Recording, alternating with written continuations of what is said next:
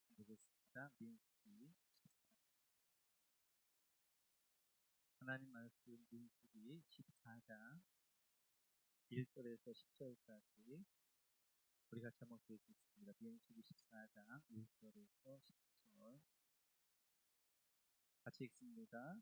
온 회중이 소리를 높여 부르짖으며 백성이 밤새도록 통곡하였더라. 이스라엘 자손이 다 모세와 아론을 원망하며 온 회중이 그들에게 이르되 우리가 애굽 땅에서 죽었거나 이 광야에서 죽었으면 좋았을 것을 어찌하여 여호와가 우리를 그 땅으로 인도하여 칼에 쓰러지게 하려 하는가. 우리 저자가 사로잡히리니 애굽으로 돌아가는 것이 낫지 아니하랴. 이에 서로 말하되 우리가 한 지휘관을 세우고 그 애굽으로 돌아가자 하매 모세와 아론이 이스라엘 자손의 온 회중 앞에서 엎드린지라. 그 땅을 정탐한 자 중 눈의 아들 여호수아와 여분네 아들 갈렙이 자기들의 옷을 찢고 이스라엘 자손의 온 회중에게 말하여 이르되 우리가 두루다니며 정탐한 땅은 심히 아름다운 땅이라. 여호와께서 우리를 기뻐하시면 우리를 그 땅으로 인도하여 들이시고 그 땅을 우리에게 주시리라. 이는 과연 덕과 꿀이 흐른 땅이니라. 다만 여호와를 거역하지는 말라. 또 그 땅 백성을 두려워하지 말라. 그들은 우리의 먹이라. 그들의 보호자는 그들에게 떠났고 여호와는 우리와 함께 하시느니라. 그들을 두려워하지 말라 하나 온 회중이 그들을 돌로 치려 했는데 그때 여호와의 영광이 세막에서 이스라엘 모든 자손에게 나타나시니라. 아멘. 계속해서 하나님 말씀 보도록 하겠습니다. 돌아온 주일부터는 없습니다. 그것이 없고요. 오셔서 같이 한번 우리 1절 말씀 같이 한번 읽어볼까요? 같이 읽습니다. 시작. 온 회중이 소리를 높여 부르짖으며 백성이 밤새도록 통곡하였더라. 이스라엘 온 회중이 소리를 높여 부르짖고 그리고 백성이 밤새도록 통곡하게 되었습니다. 왜 통곡하느냐? 10명의 정탐꾼들이 올라갔다가 10명의 정탐꾼들이 보고한 것이 너무나 충격적이었습니다. 그 땅은 악평할 뿐만 아니라 그 땅에는 안악 자손들이 있어서 우리가 갈 수 없다, 차지할 수 없다라는 그런 보고를 받게 되어지고 그 일로 인하여 온 백성들이 낙심하면서 통곡하는 그런 모습들을 오늘 민수기 14장 같은 경우에는 설교하기가 굉장히 어려운 그런 본문 가운데 하나예요. 왜냐하면 제가 이 본문은 많이 설교했습니다. 예도 많이 드리고 또 우리가 익히 잘 알고 있고 오늘 한번 기본적인 거, 한번 기본적인 것들을 한번 살펴보려고 차분하게 한번 들어보시면 이 본문에서 하나님이 뭘 원하시는구나 하는 것들을 같이 한번 나누도록 하겠습니다. 이렇게 낙심하고 좌절하면서 그들이 밤새 통곡하면서 그들이 이렇게까지 합니다. 우리 한번 4절 같이 한번 읽어볼까요? 같이 읽죠. 이에 서로 말하되 우리가 한 지휘관을 세우고 애굽으로 돌아가자. 그래 그들이 이제 어떤 결론까지 내리냐면 우리가 모세가 아니라 하나님이 세운 지도자가 아니라 새로운 지휘자를 세워서 애굽으로 돌아가자. 그러니까 우리가 무슨 일을 하든지 때때로 좀 화가 나고 또 실망스럽고 낙심되어져도 넘지 말아야 될 선이 있어요. 하나님한테도 마찬가지고 사람과도 마찬가지고 그 관계에서도 마찬가지고 넘지 말아야 될 선이 있는데 오늘 이스라엘 백성들은 좀 화가 나고 좀 원망스러운 일만 있으면 너무나 넘지 말아야 할 선들을 많이 해요. 물론 그들이 이제 그 이야기를 듣고 동조하면서 원망하고 낙심하고 좌절하고 통곡할 수도 있어요. 그러나 적어도 다시 그 땅을 가자고 하면 안 돼요. 하나님이 세운 이제 모세 하나님 부정하면 안 되잖아요. 여기까지 하나님 인도해 주셨는데 하나님 부정하면 안 되죠. 그런데 하나님을 부정하면서 하나님이 세운 지도자가 아니라 우리가 또 다른 지휘관을 세워서 다시 옛날로 돌아가자 이래서는 안 되는 거지요. 넘지 말아야 될 선을 이들이 넘습니다. 그래서 이 일에 대해 하나님이 이제 해결하시는데 오늘 11절을 보면 하나님이 이렇게 말씀하셔요. 같이 한번 읽어볼까요? 시작. 여호와께서 모세에게 이르시되 이 백성이 어느 때까지 나를 멸시하겠느냐? 내가 그들 중에 많은 이적을 행하였으나 어느 때까지 나를 믿지 않겠느냐? 하나님께서 이렇게 말씀하십니다. 오늘 이스라엘의 행위를 가리켜서 하나님이 나를 멸시한다라고 해요. 멸시한다. 하나님을 멸시한다는 것은 우리가 하나님을 막 무시하고 뭐 이렇게 하나님 앞에 직접적으로 할 때 멸시한다라고 하지 않고요. 하나님의 약속을 믿지 않을 때 하나님을 멸시한다 그렇게 말씀하셔요. 오늘 이스라엘 백성들이 하나님이 약속하셨던 적과 꿀은 땅 인도하겠다고 그랬는데 그들이 원망하고 좌절하고 낙심하고 그럽니다. 그래 그들이 하나님을 믿지 않아요. 그 믿지 않음에 대하여서 하나님은 나를 멸시했다 이렇게 하나님께 말씀하셔요. 그러면서 12절에 보면 하나님이 또 이렇게 말씀하십니다. 같이 한번 읽죠. 시작. 내가 전염병으로 그들을 쳐서 멸하고 내게 그들보다 크고 강한 나라를 이루게 하리라. 하나님 이들을 다 죽이겠다는 거예요. 200만 명이 되어진 이들을 다 멸하겠다는 거예요. 그리고 모세야 너로 내가 새로운 나라를 만들겠다라고 하나님이 말씀하십니다. 하나님이 지금 이제 워낙 지금 하나님께서 오늘 이제 엄청난 이야기를 하시는 거예요.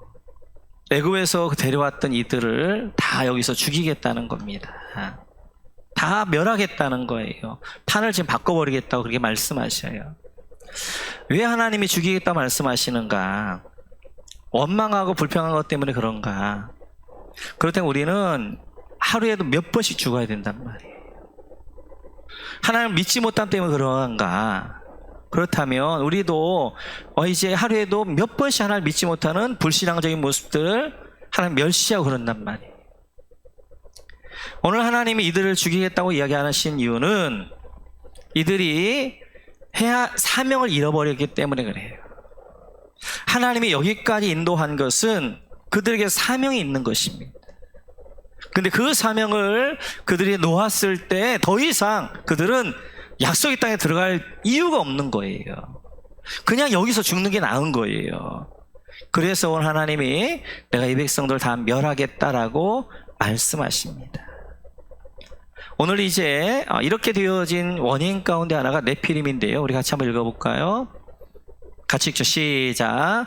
거기서 네피림 후손인 아낙 자손의 거인들을 보았나니 우리는 스스로 보기에도 메뚜기 같으니 그들이 보기에도 그와 같았을 것이니라. 지금 열매의 정탐꾼들이 이야기하면서 결론이 뭐냐면 우리가 갔는데 네피림이 있었다. 아낙 자손이 있었다. 거인들이 있었다. 그들을 보니까 우리 보기에도 메뚜기 같더라. 그렇게 이야기하는 것입니다. 지금 이 네피림이 누구예요? 이들이 바로 창세기 보게 되어지면 이렇게 되어져 있지요. 같이 한번 읽어볼까요? 같이 읽죠. 시작.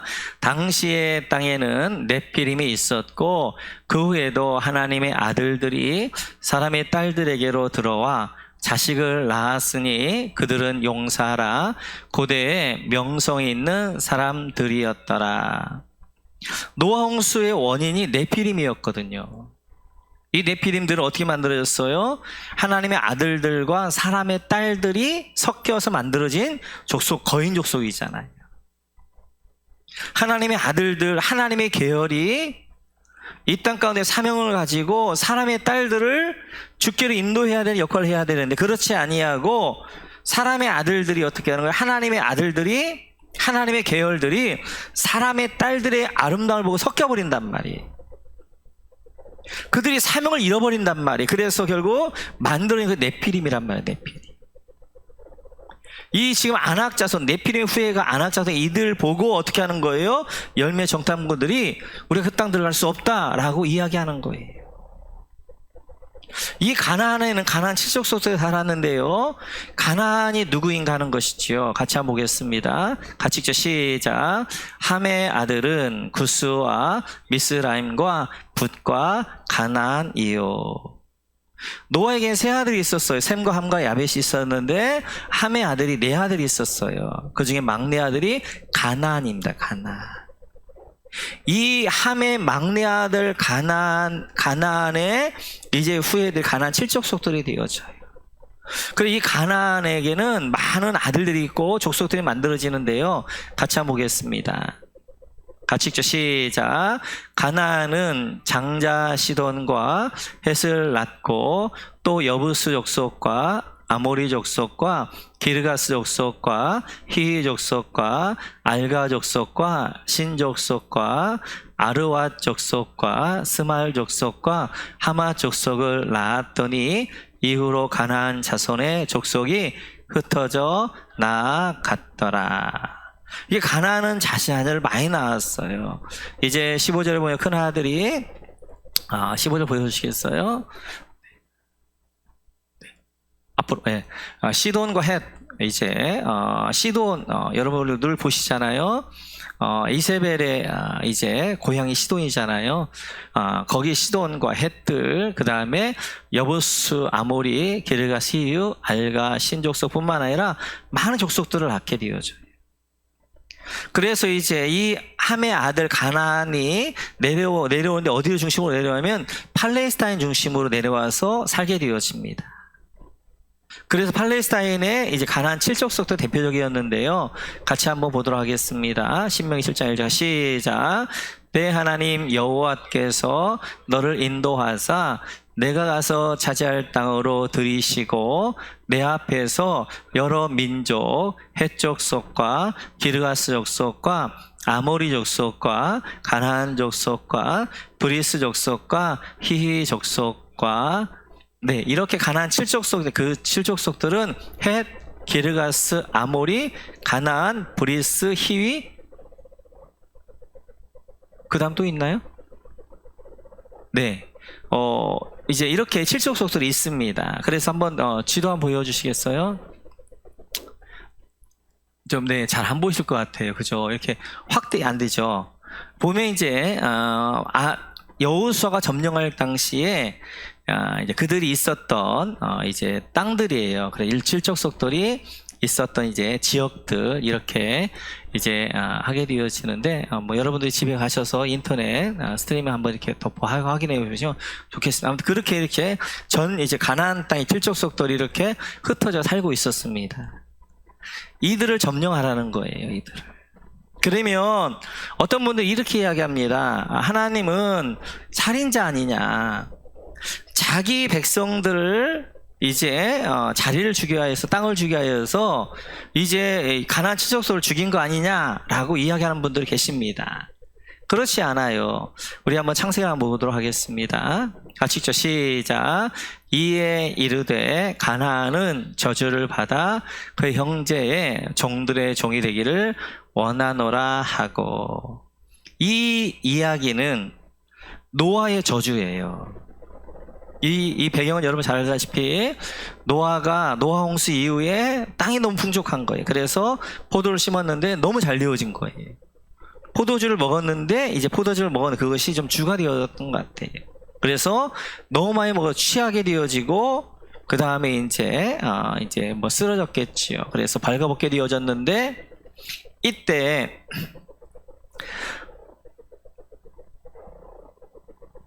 노아를 가장 먼저 봤던 것이 가나안이었던 것 같아요. 함의 아들 가나안. 그래 함의 아들 가나안이 자기 아버지 함에 가가지고 아마 조롱하면서 이야기했을 것 같아요. 그래서 노아가 깨어난 다음에 가나안을 저주합니다. 우리는 함이 저주받다든가 하는데 그것은 백인들이 흑인들을 노예화시키기 위해서 정당화시키는 논리 가운데 하나예요.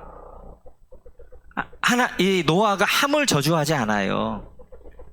물론 이제 야벳은 셈은 황인이 되어지고 이제 함은 흑인이 되어지고 야벳은 백인이 되어지긴 맞아요. 근데 백인들이 흑인들을 노예화시키기 위해서 이들은 저주받은 백성이다. 그래서 이야기는 사실은 성경을 보면 정확하게 이야기하면 함의 막내 아들은 가나안을 저주합니다. 가나안. 그래서 이 가나안이 저주를 받아서 종들의 종이 되어지는, 저주받는 족속이 되어지는 거예요. 그러니까 지금 그냥 맹마든 그냥 그 땅을 주기 위해서 가나안 친척족들을 멸하는 것이 아니라 이들은 이미 저주받은 사람들이란 말이에요. 멸망받게 되어져 있는 사람들이란 말이에요. 그런데 하나님께서는 공의 하나님이시니까 이렇게 말씀하셔요. 같이 한번 읽어볼까요? 같이 읽죠. 시작. 내 자손은 4대 만에 이 땅으로 돌아오리니 이는 아모리 족속의 죄악이 아직 가득 차지 아니함이니라 하시더니. 창세기 15장은 아브라함과 하나님의 언약을 맺는 장면이란 말이에요. 아브라함과 언약을 맺으면 하나님 이렇게 말씀하셔요. 네 자손은 외국의 종도 될 것이다. 외국의 종도 될 건데 그들이 이제 이 땅으로 400년 만에 돌아오게 할 건데 그때 돌아올 때 아모리 족속의 죄악이 아직 가득 차지 않았기 때문에 지금 아브라함과 언약을 맺으면 당장 주지 않는다는 거예요. 지금 당장 주지 않고 이제 이 아모리 족속들, 가나안 7족속들의 죄악이 관영할 때까지, 차고 넘칠 때까지 하나님 어떻게 하나 기다리시겠다는 거예요. 그 기다리는 시간이 400년이 넘게 되어지는 거죠. 그 아브라함에게 언약을 맺으면서 이 땅을 내가 지금 당장 너희 자손에 줄 것이 아니고 너희 자손 이방에서 객이 될 것이다.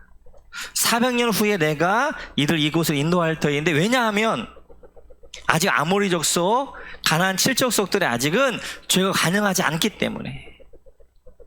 하나님은 공의로운 하나님이세요. 죄가 차고 넘치는데 이방 백성이라고 멸하고 그 다음에 내 백성들을 하게 하는 분이 아니시란 말이에요. 하나님은 어떻게 하는 거예요? 400년을 기다리시는 거예요.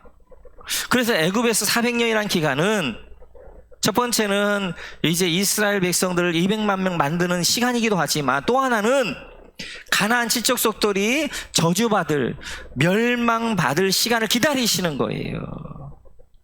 그들의 죄가 관영해야 되거든요. 그래야 공의 하나님이 저주와서 심판이 그들 가운데 임하게 되어지니까. 하나님은 우리가 알고 있는 것보다 훨씬 크신 분입니다. 하나님의 계획은. 그러니까 어느 날 갑자기 그냥 이제 가나안 7족속을 멸하고 주는 게 아니라 언제부터 하는 거예요? 노아 때부터. 그래서 이제 노아 때 어떻게 하는 거예요? 가나안이 저주를 받고 그 가나안들이 어디 와서 팔레스타인을 살게 되어지고, 그들이 저주받은 그들이 어떻게 하는, 죄가 관영할 때까지 기다리시는, 어떻게 하시는 하나님은 자기 백성을 애굽으로 데려가시는 거예요. 애굽에서 그들을 200만 명 만들고 다시 어디 가는 거, 200만 명이 넘는 사람을 데리고 애굽에서 광야를 거쳐서 가나안 땅으로 들어오시는 거란 말이에요. 여러분 한번 생각을 해보세요. 200만 명이 야영을 한다고 생각을 해보세요. 200만 명이 야영을 해요. 그들이 먹을 건 다 어떻게 할 거예요? 200만 명이 야영을 하는데 뭐 하루 이틀 야영을 하는 것도 아니고요, 40년 동안 야영을 한단 말이에요. 여러분 생각을 해보세요. 200만 명이, 우리 전주의 인구가 65만 되어지는데 이것보다 3배 많은 인구가 야영을 한단 말이에요. 먹을 거 다 어떻게 할 거예요? 그 다음에 그들 어떻게, 마실 물은 어떻게 할 거예요? 안전은 어떻게 할 거예요? 질서는 어떻게 할 거예요?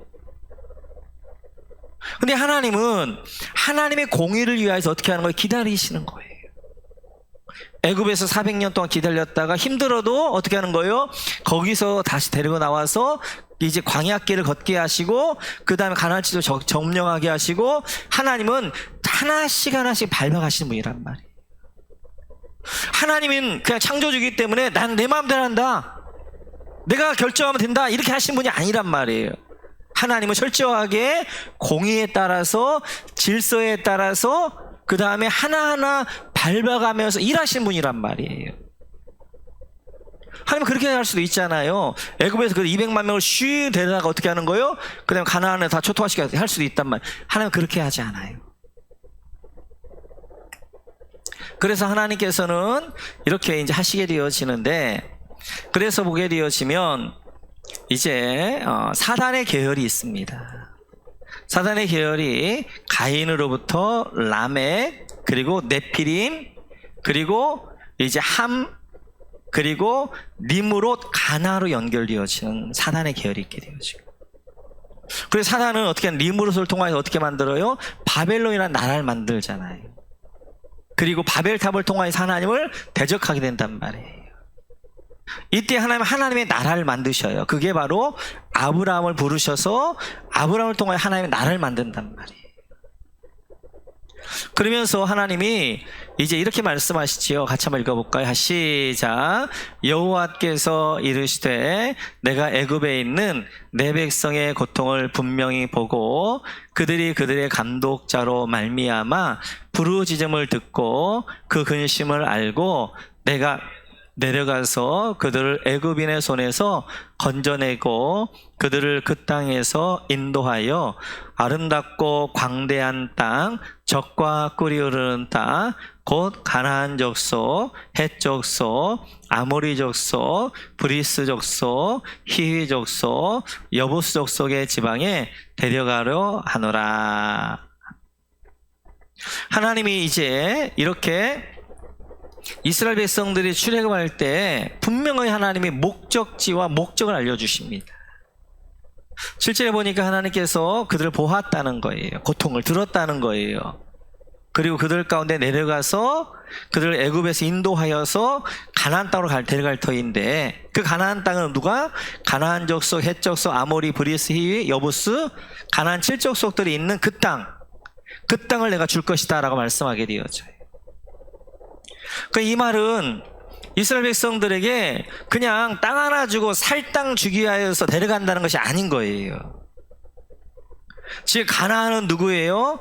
사단 계열의 대표적인 대표주자란 말이에요. 저주받은 자란 말이에요.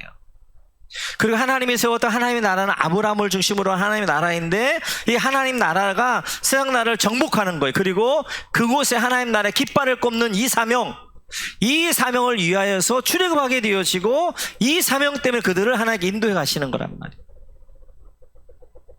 그러니까 지금 그냥 이스라엘 백성들이 출애굽해 가지고 우리는 그냥 살려고 땅 하나 얻으러 가는 그 정도가 아니라 훨씬 더 큰 거예요. 세상 나라를 정복하고 하나님 나라의 깃발을 꽂고 하나님 나라를 이루어가는 것, 하나님의 계획, 하나님의 이제 역사하심, 이것들을 수행하는 것이 이스라엘 백성이란 말이에요. 그런데 지금 그들이 어떻게 하는 거예요? 이제 그들을 하나님께서 애굽에서 10가지 재앙으로 이제 바로를 제압하게 되어지고 홍해를 가르게 되어지고 광야길 인도해서 가나안의 밑에 왔단 말이에요. 이제 가데스바네에 왔단 말이에요. 이제 가데스바네 올라가면 바로 이제 브엘셰바가 되어지고, 그 브엘셰바에서 바로 올라가게 되어 중앙산지를 통하여서 가나안 땅을 점령하면 된단 말이에요. 그런데 이제 가데스바네에 어떻게 하는 거예요? 우리는 더 이상 못 가겠다. 안 간다. 우리 다시 애굽으로 돌아간다. 그러고 있는 거예요. 하나님이 지금 그들을 왜 여기까지 인도했는데, 이제 그들 가지고 사명이 있는 거잖아요. 세상에 하나님 나라 깃발 꼽는 이 사명, 이건 중요한 것은 하나의 모델이란 말이에요. 앞으로 오고 오는 세대 가운데 모델인데, 이 모델인 이스라엘이 그 일을 안 하겠다는 거예요. 우리는 사명 감당하지 않을 거야. 그냥 우리는 그 땅이 아니어도 좋아, 이 광야도 좋고 어디 좋아, 그냥 살래, 이러고 하고 있는 거란 말이에요. 하나님이 출애굽할 때 분명하게 사명이 있었는데 그 사명을 그들이 감당하지 않겠다는 거예요. 사명 감당하지 않는 그들을 향하여서 하나님이, 그러면 사명이 없다면 너희들은 다 죽어. 그냥 너희들 살 이유가 없는 거야. 하나님의 백성이 살아야 될 이유는 사명인데, 그 사명을 감당하지 않겠다면 너희는 살 이유가 없어. 그래서 하나님이 다 죽이시겠다 이렇게 말씀하게 되겠죠. 근데 그 가운데 여호수아 갈렙은 하나님의 약속을 바라보는 거죠. 그들은 사명을 가지고 있는 거죠. 그러니까 10명의 정탐꾼들과 이스라엘 백성들은 사명이 중요한 것이 아니라, 그 땅에 가보니까 아낙 자손이 있고 네피림들이 있고 그 땅은 너무 견고해가지고 우리가 점령 못할 땅인 거예요. 저 산지 위에 있는 거예요. 800m 위에 있는 거. 그러자 그들은 그 환경을 보면서 우리는 저 땅 차지하지 못한다 라고 했지만, 여호수아 갈렙은 환경이 아니라 사람이 아니라 하나님의 약속 붙들죠. 그래서 그들은 이렇게 이야기합니다. 같이 한번 읽어볼까요? 시작. 여호와께서 우리를 기뻐하시면 우리를 그 땅으로 인도하여 들이시고 그 땅을 우리에게 주시리라. 이는 과연 적과 꿀이 흐르는 땅이니라. 다만 여호와를 거역하지 말라. 또 그 땅 백성을 두려워하지 말라. 그들은 우리의 먹이라. 그들의 보호자는 그들에게서 떠났고 여호와는 우리와 함께 하시느니라. 그들을 두려워하지 말라 하나. 8절에 보니까 갈렙이 이야기하는 거죠. 하나님이 우리를 그 땅으로 주실 것이다. 하나님이 약속했으니까. 그 땅에 안악 자손이 있고 그 땅에 견고한 성이라 할지라도 하나님이 약속한 거니까 하나님이 이루어 가실 것이다. 지금 출애굽할 때 이스라엘 한 일이 뭐예요? 아무것도 없잖아요. 이 출애굽할 때 세상에서 최고의 왕이 누구였어요? 바로를 제압한 게 누구였어요? 하나님이셨잖아요. 하나님 10가지 재앙으로 바로를 완전히 제압하시고 이 애굽 땅에 인도하여 내셨잖아요. 그들 앞길에 홍해가 막고 있을 때 하나님은 홍해를 가르셔서 그들을 인도하셨잖아요.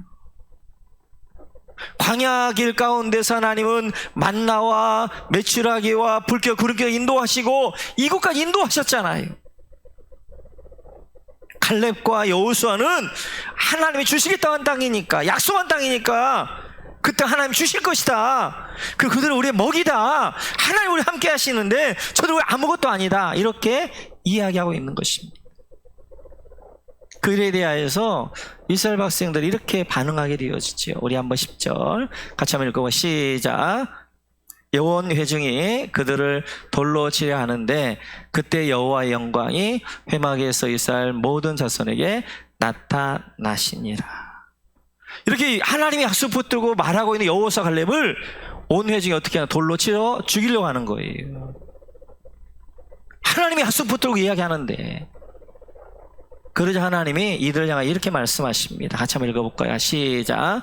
나 여호와가 말하였거니와 모여 나를 거역하는 이 악한 온 회중에게 내가 반드시 이같이 행하리니 그들이 이 광야에서 소멸되어 거기서 죽으리라.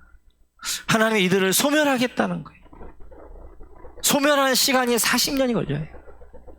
이들이 다 소멸될 때까지, 작년 60만 명이 다 죽을 때까지 하나님은 기다리겠다. 그들이 죽을 때까지 40년을 기다리면 그들은 소멸하는 인생이 되어집니다. 그런데 광야에서 이 40년은 어떻게 보면 우리가 기도하는 내용들이에요. 이들은 먹을 걱정할 필요가 없는 거예요. 왜요? 새벽마다 하나님 만나를 내리셔요. 그 만나 가서 그냥 주워보면 된단 말이에요. 여러분, 지금부터 출애굽은 3500년 시대예요. 우리나라 통일신라 시대만 해도 1000년 전이에요. 삼국시대만 해도 한 1500년, 2000년도 안 돼, 한 1500년 정도가 삼국시대란 말이에요. 그것보다도 2000년 더 앞선 3500년 시대라고요. 그때 먹을 것이 해결되어진 나라가 어디가 있겠어요? 지금도 동남아랄지 아프리카랄지 남미랄 이런 데는 먹을 걸 해결 못하는데, 3500년 전에 이스라엘 백성은 광야에서 먹을 걸 해결되어진 거예요. 자기들 농사하지 않아 하나님이 어떻게 하는 건 만날 내리셔가지고 만날 갖다 먹으면 되는 거예요. 그들은 옷 걱정할 것도 없는 거예요. 옷이 어떻게 하는 거예요? 헤어지지 않아요. 닳아지지 않아요. 신발 걱정할 거 없는 거예요. 신발도 헤어지지 않는 거예요. 40년을 입고 3년 이제 자기가 죽을 때까지 신고 입을 수 있어요. 안전 걱정할 필요 없어요. 하나님이 낮에는 구름 기둥으로 밤에는 불 기둥으로 그들을 안전하게 지켜주시는 거예요. 사막의 무더위 가운데서도 사막의 독충들 가운데 하나님이 지켜주시는 거란 말이에요. 물 걱정할 거 없어요. 하나님이 반석에 생수를 내셔서 물을 주신단 말이에요. 그들의 육적인 필요가 완전히 해결되어지는 시간이 어디냐면 광야 40년이란 말이에요. 우리가 늘 기도하는 거 아니에요? 하나님, 먹고 사는 문제, 또 안전의 문제, 이런 문제들 우리가 늘 기도하는 거잖아요. 이 40년이 하나님은 축복의 시간이 아니라 저주의 시간이고 소멸되는 시간이고 그리고 저주하는 것 시간이다 라고 말씀하시는 거예요. 왜냐하면 하나님의 백성은 먹고 살기 위한 백성이 아니니까 그래요. 이때 먹을 걱정할 거 없어요. 그 다음에 입을 걱정할 거 없어요. 아니면 이제 안전 걱정할 거 없어요. 그들은 염려할 게 없는 거예요. 다 하나님이 채워주시니까. 그런데 그 40년이 축복의 시간이라 말씀하지 않고 그 40년이 저주의 시간이고 소멸한 인생이고 그리고 그 시간이 이제 죽어가는 시간이다 라고 말씀하시는 거예요. 우리 하나님의 백성은 이 땅에 먹고 살기 위해 사는 백성이 아니란 말이에요. 하나님은 우리에게 사명 주셨고 사명 감당해가는 그 인생이 축복된 인생이지 먹고 사는 문제가 해결되어진 것이 축복된 인생이 아니란 말이에요. 오늘도 마찬가지예요. 우리 인생과 두 인생이 있을 수 있습니다. 하나는 사명 감당하는 인생이 있는가 하면 하나는 소멸하는 인생이 있어요. 내가 세상에 아무리 많은 걸 가졌다 할지라도 아무리 많은 누린다 할지라도 소멸한 인생은 저주의 인생이란 말이에요. 비록 내가 가진 것은 없고 그리고 내가 지금 이제 어렵고 해도 사명 감당하는 인생, 사명을 향해 달려가는 인생이 그 인생이 축복된 인생이다라고 말씀하시는 거예요. 우리 2021년도가 시작하면서 우리 인생을 다시 한번 돌아보면서 우리의 삶은 어떠한 삶이어야 될 것인가? 우리가 땅의 육적인 것만 구하여서 이제 소멸한 인생으로 살 것인가 아니면 하나님 신 사명 감당해 가면서 사명을 향하여 사명 감당하는 인생을 살 것인가? 그러기 위해서 우리가 새로운 삶을 했던 것처럼 첫 번째 가치관이 굉장히 중요해요. 내가 누구냐 하는 거예요. 내가 누구냐. 나는 하나님의 사역자란 말이에요. 하나님의 사명 감당하는 사역자란 말이에요. 사역자는 목사와 전사님들과 만약 사역자가 아니라 우리 모두가 사역자란 말이에요. 그래서 어떻게 방향성이 중요한 거예요. 이 땅을 바라보면서 먹고 사는 그 살다가 죽을 것인가? 이건 먹다 죽는 인생, 소멸한 인생이란 말이에요. 그러나 하나님의 부름의 상을 향하여서 부름의 소망을 향하여서 믿음의 표대를 향하여서 달려가는 인생은 사명 감당하는 인생, 축복의 인생이 되어지는 거예요. 사명 감당한다고 그래가지고 막 크게 우리가 막 나가서 이제 아마존 강에 막 열대우림에 가가지고 원주민들을 선교하고 이게 아니라 우리 삶의 방향성이라면 방향성. 내가 살면서 하나님이 나는 하나님의 사역자지. 나는 하나님의 사명을 위해 있지. 특별히 영혼 구원한 일을 위해 나를 부르셨지. 내가 영혼 구원한 그 방향성을 가지고 한번 기도하고 한번 섬기고 선하게 손 한번 내밀어주고 따뜻한 말 한마디 해주고 이렇게 감당해 갈 때 그런 생각을 하고 살아갈 때 그때 하나님이 우리 통해 영광 받으시는 거예요. 하나님이 우리가 사명 감당해 간다는 그것입니다. 하나님의 선하시고 온전하시고 기뻐하는 뜻이 무엇인가 분별하는 거예요.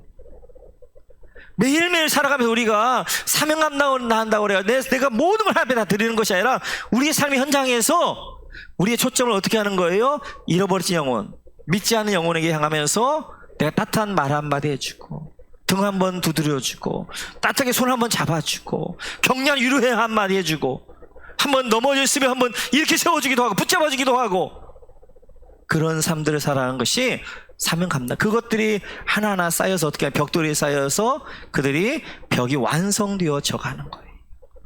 벽돌을 쌓는 하나하나가 어떻게 하는 거예요? 이것이 하나님의 상급이란 말이에요. 우리 모두가 다시 한번 기억하면서 오늘 소멸한 인생으로 오늘 이스라엘 백성들처럼 광야에서 그냥 소멸한 인생을 할 것인가 아니면 사명 감당, 사명의 인생을 할 것인가 다시 한번 기억하면서 우리의 시선을 이를 향하여 하나님의 부름의 상을 향하여서 소명을 향하여서 나아가는 우리 모두가 되시기를 주님의 이름으로 축원합니다. 축원합니다.